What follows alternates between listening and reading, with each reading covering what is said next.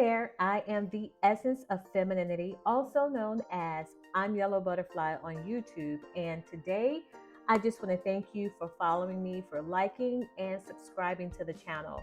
But that's not all. Please share. Make sure you share and comment and engage in the conversation. That's very important. Many of you have started out with me since the beginning of 2020 when I first began interacting on YouTube in my own personal vlog. And since then, I have blossomed into a life coach certified to codependency recovery. And this situation of codependency has blossomed into me helping others. And I hope that my content, old or new, has influenced you positively in some way, shape, form, or fashion. Today, I am going to talk to you about people pleasing and how people pleasing is a form of manipulation. We don't think that it is because we see it as us trying to be great and nice and kind, but it's still very much so manipulative. I have some notes in front of me, so you may see me glance down at them as I share with you more about this. But you know what? Let's just dive on in. Oftentimes, we see people pleasing as a kind of selfless act, but what if I told you that it's at its core, it is manipulation? So let's break it down how this is manipulation. When people talk about people pleasing, we're referring to the act of constantly seeking to make others happy, even at the expense of our own needs and desires. It may be noble, but there's a deeper psychological play at work here. And the first thing to understand is that people pleasing is a strategy. That's the word I want to use. A strategy to gain the approval and avoid conflict. So I think it's coming together already, and I haven't even really started talking about how it could be manipulative. What it does is it makes sure that others see you in a likable way and see us in a positive light, and hopefully would keep the peace, because anything outside of peace and if there's any type of conflict or contempt, it doesn't feel good. And we don't want that as codependent. So we tend to people please often, hoping that people will see us as a likable person, saying, oh, that's not how she is. She's much better than that. I'm sorry, I thought I knocked my microphone off. She's much better than that. But it doesn't mean that you're a mean person, but it can work against you. Okay. There's a catch to this. By doing this, you're essentially manipulating others' perception of who you are. You're crafting an image of yourself that you think others is going to find acceptable and likable, rather than showing who you really truly are, because you think deep down inside who you really truly is not good enough. Now think about this too. When you always say yes, when you always agree to things that you really don't want to do, or when you hide your true feelings about things,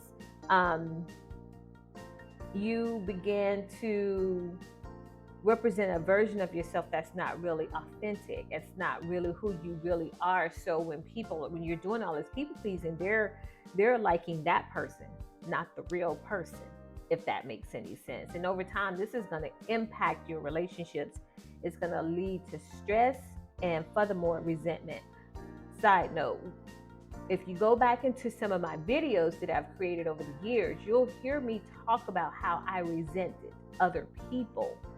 I didn't know then why I felt that resentment. Now I know that resentment was really much my projection of resenting myself for not being true to me, not saying no when I wanted to say no. And I mean in relationships and family, co-workers, doing things for people and I didn't want to, especially at church, because I thought saying no meant I was not pleasing God. And we know how a lot of manipulation can happen around that. That's a topic for another time. We won't explore that now. So let's just talk about the self manipulation aspect. When you constantly engage in people pleasing, you will also find that manipulating your own feelings and desires come with that. You'll suppress who you really are, you'll suppress the true emotions, you will convince yourself that making others happy is more than your own happiness. And this is going to create that disconnect. That's where that resentment starts to grow, and you don't even realize it. It's like planting the seed, that disconnect between your true self and the persona you're projecting. And over time, this disconnect can lead to feelings of frustration. And a lot of it is followed up with depression because it's not being your true self. You're not honoring that deeper, true person of who you really are. It's really important to recognize that seeking others' approval and seeking validation from others is a matter that will, not can, it will create a cycle where your self-worth becomes dependent on other people's perceptions of you. Sidebar: I can remember growing up hearing always talking about, well, I don't want to do this because I don't want this person to think this, and I don't want that person to think this. And then that actually became my own internal thought. I heard it so much growing up that I began believing, well, if I don't want to do this because I don't want to think them, I don't want them to think this, and I don't want them to think that. I was always so concerned about others' thought that I never took the time to pay attention to me and say, well, what do you think about this? How do you feel? Why is it your feelings? Why are their feelings more important than yours? I never questioned myself in that way. Okay, so I just wanted to bring that up. But back to my notes here. When you break free from this cycle, and you can, the first step is going to be becoming aware of the people pleasing. That's a tongue twister. People pleasing tendencies. You're going to start noticing that you're saying yes out of fear of rejection, or you're going to say yes because you don't want conflict. Sometimes, even with a debate, you don't want to go against what someone else is saying. You rather just agree with them because it feels like it'll be safer or much easier to just agree with them. And rather than having a real genuine desire to help, you feel obligated to do so. Practicing setting healthy boundaries, and I know you guys hear me talk about this all the time, but practicing setting healthy boundaries and learning to say no when you need to say no is going to help. It might feel uncomfortable at first, at second, at third, fourth, fifth, sixth, seventh. It feels uncomfortable. I mean, I get it. It's almost like you just had surgery and you're learning how to, they're getting you up out of bed saying, I know you had surgery, but you gotta walk. You gotta walk. And you're like, oh, but it hurts so bad. It's going to be uncomfortable. You've got to say no, and you got to hold to it. You can't fumble the ball. You can't backtrack and say, well, you know what? I changed my mind. I'll go ahead and do that for you. No, stick with it. Stick with being uncomfortable and allow them to be uncomfortable too. It's an important and crucial step toward being your true authentic self. Tried to say two words at one time. Additionally, I want to say that tune into your own needs and your own desires. Okay. Now, I can talk about this all day. I can tell you this, but the coaching comes in when we talk to each other and figure out what that's going to look like for you and put into place practices of how it's going to be done. I can say this all day. I used to read this stuff all the time and I was just like, what does this mean? But it wasn't until I had my own coach to help me put a plan together and actually go through it and have that accountability partner to see it through. It helps, trust me.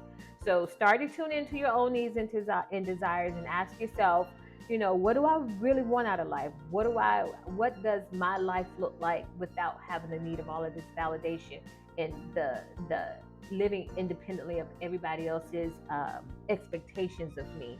And what does it look like and feel like for me to honor my own feelings and be true to myself and to build a sense of self-worth that isn't dependent on the approval of Jane Doe or John Doe or Uncle Sue or Uncle John or mommy or daddy or the people at church or the woman down the street or the teachers or whoever that has a very strong dominant presence over you.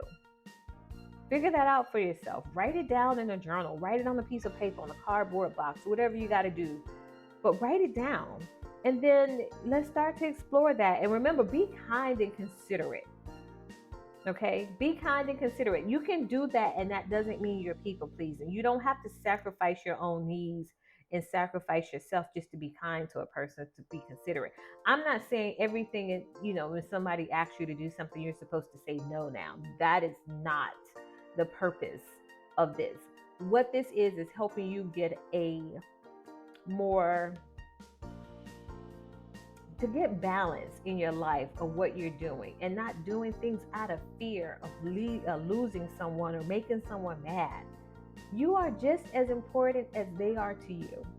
Whether you know it or not, whether you've ever been told that before, you are. You're just as important.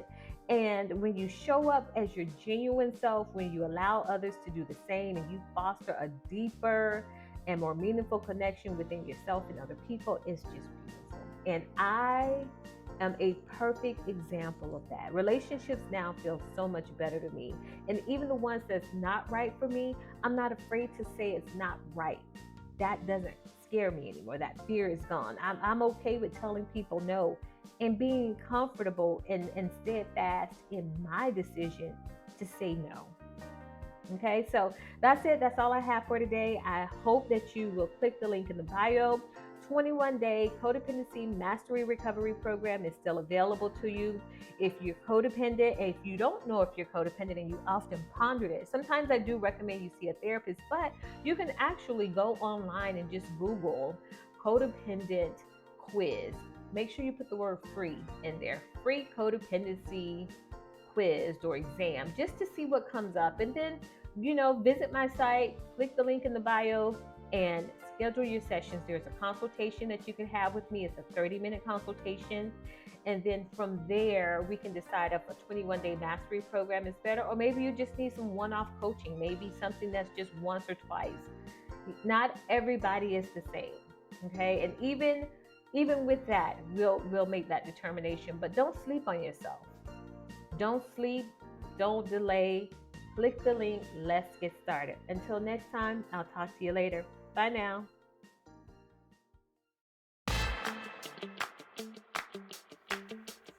Are you ready to break free from codependency and reclaim your sense of self? Introducing the Essence of Femininity's 21-day codependency recovery mastery program starting May 1st, 2024. Led by a certified professional life and recovery coach, this program offers guidance and support to help you navigate the complexities of codependency and foster healthier relationships. But hurry, participation is limited and seats are filling up fast. Don't miss this opportunity to embark on a journey of healing and empowerment. The Essence of Femininity, empowering you to reclaim your authenticity and live a life of freedom.